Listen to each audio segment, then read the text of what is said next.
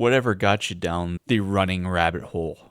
Because I don't imagine you did a whole lot of long distance running in high school or college. Where'd that itch come from? Yeah, definitely not a natural runner. I was a kid that dreaded the mile during the physical fitness test in PE, but only did it to try and get that presidential status. I don't The think I ran darn a sit and mile. reach. I don't think I ran over a mile the first 20 years of my life.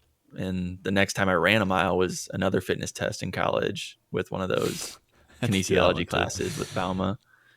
And that was horrible.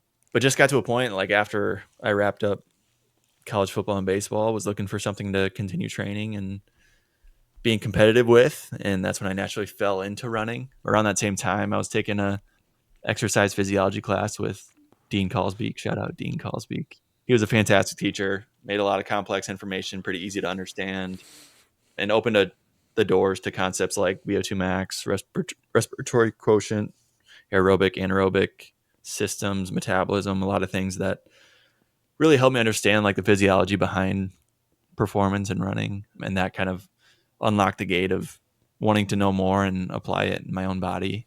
And yeah, naturally, I just began applying that to my own training as this brand new runner. But the thing was, I was definitely not a textbook runner look or weight.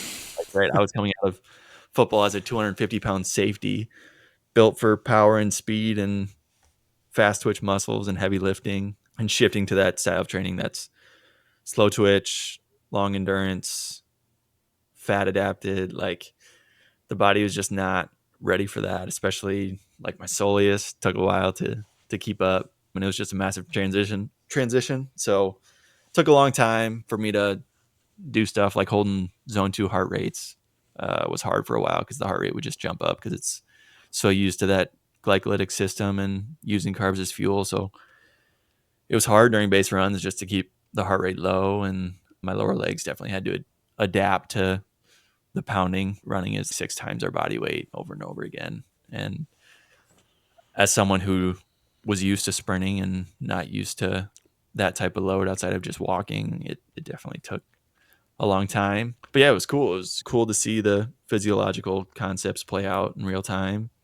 And then once I got into PT school at Iowa, the passion only deepened, right? Learning even more about anatomy and kinesiology and physiology and gait mechanics and all the just intricacies of the human body took things to another level. And around the same time, heard about a mile race hosted by the Carver College of Medicine with a bunch of PT students and med students and dental students with $1,000 prize for the winner, and just gave me something to actually train for with running because I hadn't had that. So it was just all just applying concepts. So wasn't near in the kind of shape to try and win a race like that the first year, but thought maybe the next year I could have a chance. And then they ended up not even having it the next year. But it's funny because like the process itself became the reward in a way. Like what started as chasing that performance and that monetary prize actually turned into something that is a passion and something that I'm genuinely interested in.